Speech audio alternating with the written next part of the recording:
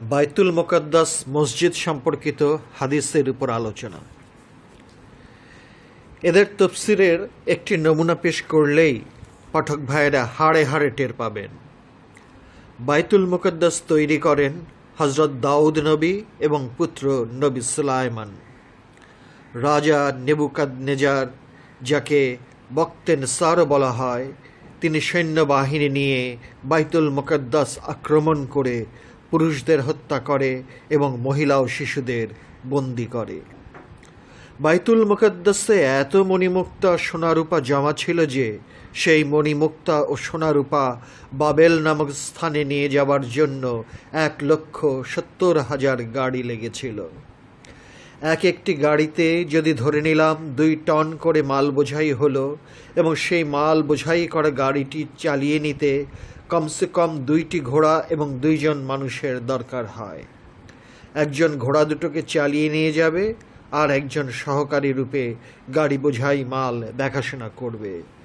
তাহলে কেবল গাড়িগুলো চালিয়ে নেওয়ার জন্য 3,40,000 ঘোড়া এবং 3,40,000 মানুষের প্রয়োজন।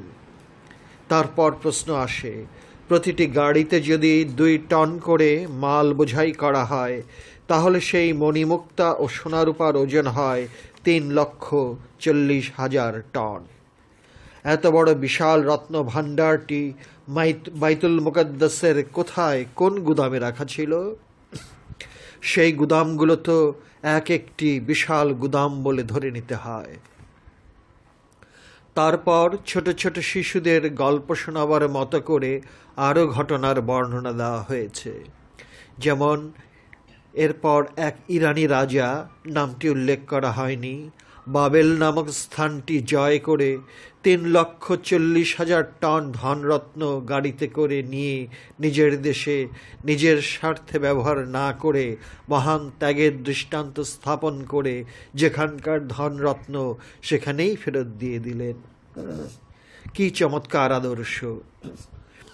মোটা অর্থে কথায় এই দাঁড়ালো যে বাইতুল মুকাদ্দাসে ধনরত্ন বাইতুল মুকাদ্দাসেই রেখে দিলেন। গল্পের এইখানেই শেষ নয়, আরও তেলেসমাতি বয়ান রয়ে গেছে। আবার অনেক দিন পর এক অজানা রোম সম্রাট বাইতুল মুকাদ্দাস আক্রমণ করে 1,70,000 গাড়িতে করে। পাঠক ভাই লক্ষ্য করুন, গাড়ির সংখ্যা এত বছর পরও কমেও নি বাড়েও নি। রোমের অজানা অজ্ঞাত একটি সোনার মন্দিরে রাখা হলো, এবং তারপর সেই বিশাল ধনসম্পদ আজও সেই সোনার মন্দিরে রাখা আছে। তাহলে যে সোনার মন্দিরে এত বিশাল ধনসম্পদ রাখা আছে, সেই সোনার মন্দিরটি তো পৃথিবীর সবচেয়ে বড় সোনার মন্দির বলে ধরে নিতে হয়। সেই সোনার মন্দিরটি বানাতে সেই প্রাচীন যুগে কত সোনার প্রয়োজন হয়েছিল? সেই প্রাচীন যুগে এত সোনা রোমের কোন খনিতে ছিল? ইত্যাদি অনেক অনেক প্রশ্ন তুলে পাঠকদেরকে আর লজ্জায় ফেলতে চাই না। গল্পের এখানেই শেষ নয়, আরও কথা আছে। আর আছে বিরাট এক আশার বাণী। সেই আশার বাণীটি হলো, শেষ জামানায় ইমাম মেহেদী এসে রোমের সোনার মন্দিরে রেখে দেওয়া বিশাল ধন সম্পদ নিয়ে আসবেন এবং বাইতুল মুকাদ্দাস রেখে দেবেন। ইমাম মেহেদী কিন্তু 1,70,000 গাড়িতে করে সেই ধনসম্পদ নিয়ে আসবেন না। সবাই গাড়িতে করে নিয়ে গেছেন এবং গাড়িতে করে দিয়ে গেছেন। কিন্তু ইমাম মেহেদী যখন সোনার মন্দির হতে এত বড় বিশাল ধনসম্পদ ফিরিয়ে আনবেন, তখন কিন্তু গাড়িতে করে আনবার কথাটি পাবেন না। তাহলে ইমাম মেহেদী কেমন করে আনবেন? প্রশ্নটির উত্তর একদম সোজা। ইমাম মেহেদী সেই বিশাল ধনসম্পদ রোমের সোনার মন্দির হতে নিয়ে আসবেন নৌকায় করে। ইমাম মেহেদীর আগমনের সময়টি ধরে নিলাম আরও অনেক পরে। আমরা যে যুগে বাস করছি, এটাকে বিজ্ঞানের প্রাথমিক যুগ বলে যদি ধরে নেই, তাহলে ইমাম মেহেদীর যুগটিতে বিজ্ঞানের জয়যাত্রা অনেক দূর এগিয়ে যাবে। গল্পটি এখানেই শেষ করে দিলে ভালো হতো, কিন্তু তা না করে সেই যুগের দৃষ্টিভঙ্গির মাপকাঠিতে বিচার করে বলা হলো যে রোমের সোনার মন্দির হতে এই বিশাল ধনসম্পদ ইমাম মেহেদি 1,70,000 নৌকায় বোঝাই করে নিয়ে আসবেন। গাড়ির সংখ্যার সাথে নৌকার সংখ্যার কি চমৎকার মিল পেলাম। একটি নৌকাও কম বেশি নয়, গাড়ি যতটি নৌকাও ততটি। মাত্র 2 টনের নৌকাগুলোকে সাগরের এত বড় বড় ঢেউগুলো কিছুই করতে পারবে না। সাগরে ঝড় ওঠার কথাটি না হয় বাদই দিলাম। কোরআনের সূরা বনী ইসরাইলের একটি স্থানে কি সুন্দর করে এই গল্পের বয়ানটি দেওয়া হয়েছে এবং গল্পের মাঝে মাঝে আয়াত ঢুকিয়ে দিয়ে সহিহ প্রমাণ করতে চেয়েছেন। আবার এই গল্পটি যে একদম সত্য সেই জন্য মুসলমানদেরকে বিরাট ভয় দেখানো হয়েছে। এক অতি উঁচু মর্যাদার সাহাবা, যিনি হুনায়নের যুদ্ধে মহানবীর সাথী ছিলেন এবং কিছু গোপনে বিষয় জানতেন, সেই পরম প্রিয় মহান সাহাবা হুযায়ফার দোহাই দেওয়া হয়েছে। তাফসীরে কুরতুবীতে এই বর্ণনাটিকে হাদিস বলা হয়েছে। এরকম তাফসীর আল্লামা ইকবাল পড়ে যদি কিছু একটা দুঃখজনক মন্তব্য করেন তো অবাক হবার কিছুই থাকে না। অথচ আমাদের কপালটা কত বড় যে এরকম কোরআনের তাফসীরের অনুবাদ ও ব্যাখ্যা বাংলায় অনুবাদ করে দিয়ে বাংলার মুসলিম সমাজকে ধন্য করে যাচ্ছেন মহান ইসলামিক ফাউন্ডেশন। আরও একটি বিখ্যাত সুসংবাদ এই যে এই একই কোরআনের তাফসীরটিকে সৌদি সরকার লুফে নিয়ে অতি উন্নত মানের বাইন্ডিং এবং কাগজ দিয়ে লক্ষ লক্ষ কপি ছাপিয়ে বিনা পয়সায় বিতরণ করছেন।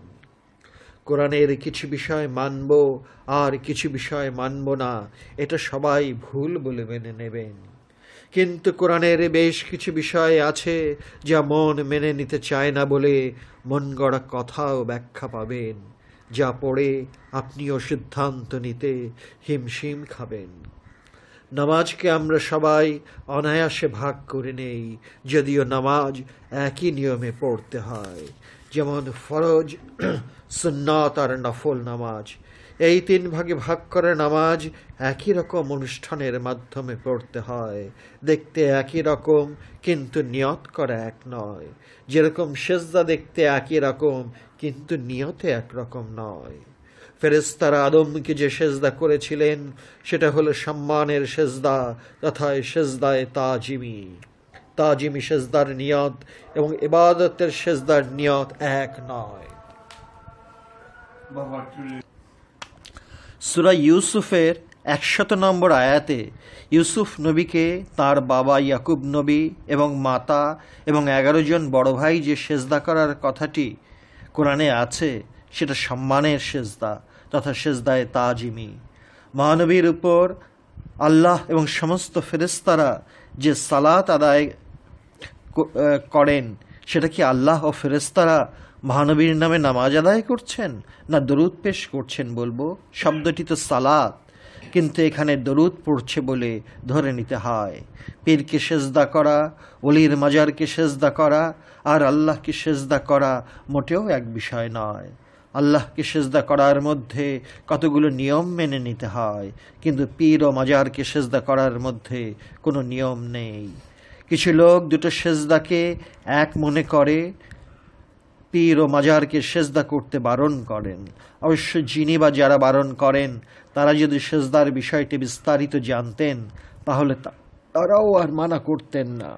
অধম লেখকও একদিনের বিরুদ্ধেই ছিলাম, সুতরাং যে কোনো বিষয়ে বিস্তারিত না জেনে কিছু একটা মন্তব্য করা ঠিক হবে না। এই মাত্র কিছুদিন আগে কতখানি গাঁজা খেয়ে সুফিবাদের উপরে একটি বাংলা গান রচনা করা হয়েছে। গান গাইছেন খাজা বাবা, বড় পীর সাহেব নাচছেন, সমগ্র পৃথিবীটা থরথর করে কাঁপছে। মাননীয় লেখকের দুনিয়াটা কি কূপের মধ্যে সীমাবদ্ধ? আমার প্রাণপ্রিয় মা মমতাজ যখন এই গানটা গায় তখন মনে হয় মার মাথায় মানুষের মগজ নাই, মহিষের মগজে পরিপূর্ণ। এইভাবেই সুফিবাদের 12টা বাজায়।